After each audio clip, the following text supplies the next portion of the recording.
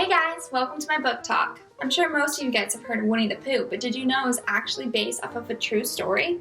Well, that's why I chose this book, Finding Winnie, the true story of the world's most famous bear by Lindsay Maddock. This was the first book Lindsay Maddock wrote, and she recently, in 2018, wrote a sequel called Winnie Goes to War. This book starts off with a mother, who's actually Lindsay, telling a story to her young son, Cole. She talks about a man named Harry Colburn, who's a Canadian veterinarian who gets drafted to war and sent to Europe. When he's in Europe, he's at a train station. He sees a trapper sitting at a bench on the side of the train station with a small cub. And as a veterinarian he can't just leave the cub because he knows what trappers do to them. So he gives the man $20 and takes the cub with him. Of course, the rest of the men in his regiment and his captain are kind of confused on why he has a bear. I'll read that passage right now. "Captain Colburn," said the colonel on the train, as the little bear sniffed at his knees. "We are on a journey of thousands of miles, heading into the thick of battle, and you propose to bring this most dangerous creature?"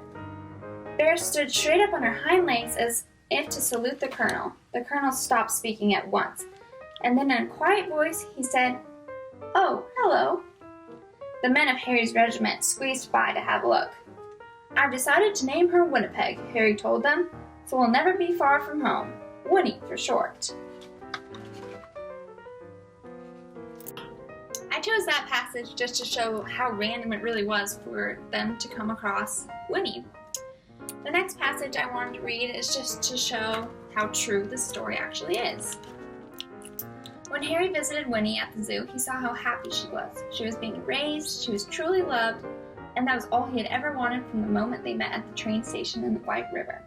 So after the war, Harry returned to Winnipeg and his life as an animal doctor. Before long, he was married and had a son named Fred, and Fred had a daughter named Maureen, and Maureen had a daughter named Lindsay, which is me, and then I had a son. When I saw you, I thought, there's something special about this boy. So I named you after your great-great-grandfather, Captain Harry Colburn. I named you Cole.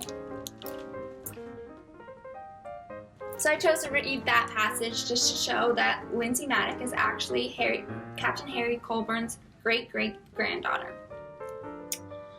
This book has a Lexile number of 8590L, which means that it's adult directed and it'd be good for like 1st or 2nd grade, but since it's adult directed, older kids can easily read this on their own and understand it. So that's why I would incorporate it into a history class in like middle school through high school. Some things I would do with it is, of course, to talk about World War I, and then I would also want to talk about family trees, as we saw on this page. I could have my kids do their own family trees. And then I would also want to talk about secondary and primary sources. So we have some pictures that are in the back that are real pictures that the students can look at. It's great for both females and males because it's just talking about an animal, and who doesn't love animals? As a Christian educator, I would definitely recommend this book. I think it's a great book to teach our students about kindness. I mean, we're often taught to be kind to people, but we forget to be kind to objects or even animals. So if Harry Colburn wasn't kind and felt the need to save Winnie, we would have never had Winnie the Pooh today. So I would use Genesis 1:21 to teach how God created everything and had a purpose for all of it. So we should really respect and be kind to all creatures of the world. So I would definitely recommend Finding Winnie because I had no idea that Winnie the Pooh was a true story, and now I do. Bye!